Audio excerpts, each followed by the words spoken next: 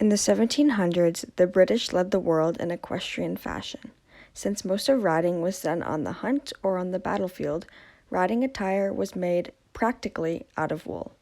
Riding coats were even color coordinated. For instance, a red coat signified an experienced fox hunter.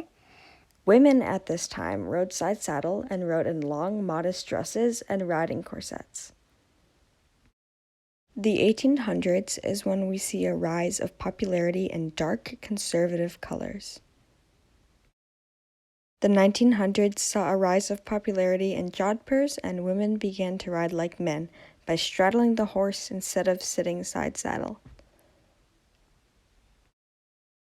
Nowadays, we continue tradition by wearing tailored coats, jodhpurs, and tall leather boots. However, with modern technology, we are able to ride more comfortably while still maintaining the traditional look. In a sport rooted so deeply in tradition, it is important that we obtain the utmost respect to our sport's history.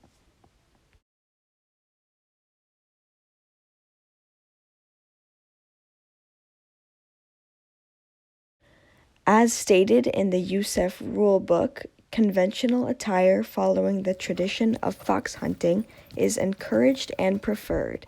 It is further recommended that the rider's attire does not distract from the performance of the horse and rider. This is where we will see conservative colors and styles being preferred over not as conservative colors, such as the argument of the maroon show jacket. Traditional hunt coat colors are typically black, navy blue, hunter green, or shades of gray. Traditional colors for breeches include buff, canary, tan, rust, or white. Of course, certain colors come in and out of style. For example, we typically do not see rust-colored breeches in the hunters these days. Long hair should be tucked into a hairnet, not only because it looks clean, but for safety reasons. In case you are to fall off, your hair is not to get caught on any piece of tack or surrounding equipment. Spurs and crops are optional, but if they are used, they must be a conservative color. We are asked to dress this way to show utmost respect to the judge, and again, to show utmost respect for the tradition of our sport.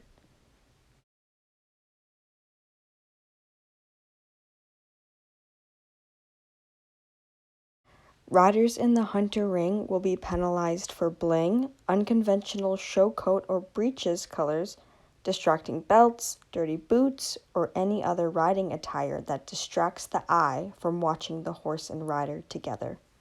All of these things stated, again, deviate from tradition and don't show the utmost respect to the judge.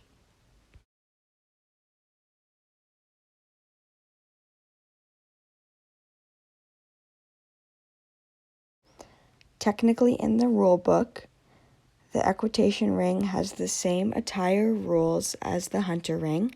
However, judges are more likely to penalize a rider for distracting attire since equitation is judged on the rider. Bling is heavily penalized in the equitation ring, as well as unconventional coat colors, unconventional breech colors, or any part of an outfit that doesn't show the utmost respect for the judge, such as dirty boots, dirty coat, or an ill-fitting outfit. Believe it or not, the jumper ring has a dress code too. Jumper classes are classified as either formal, proper, or standard, and the required attire is different according to the class classification.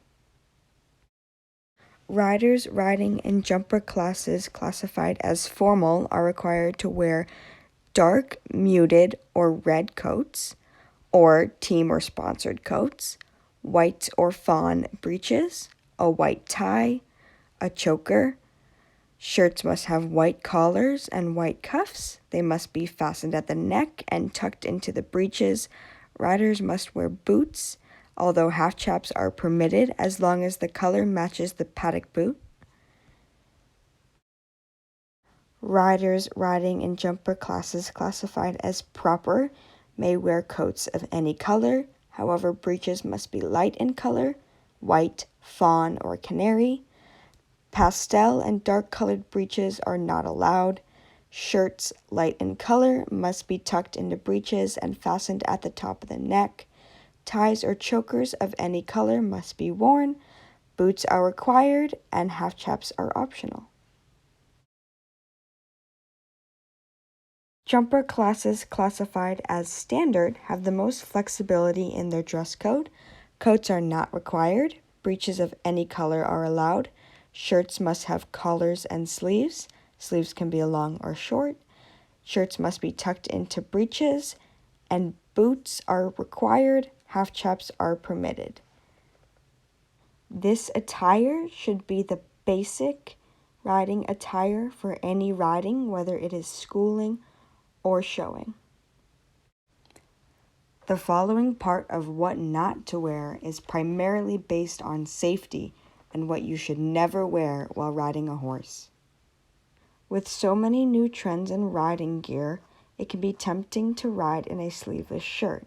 However, these are not safe to ride in, for if your shoulders are exposed and you fall off and hit the ground, whatever you make contact with won't have a barrier between your skin and the surface you fall on. It is also well known to never ride in shoes that don't have a heel. This is because shoes with heels stop the stirrup from sliding too far back on your foot. If you're wearing shoes that don't have some sort of heel, your foot will easily slide straight through the stirrup and your foot can get caught and you will get dragged behind your horse if you fall.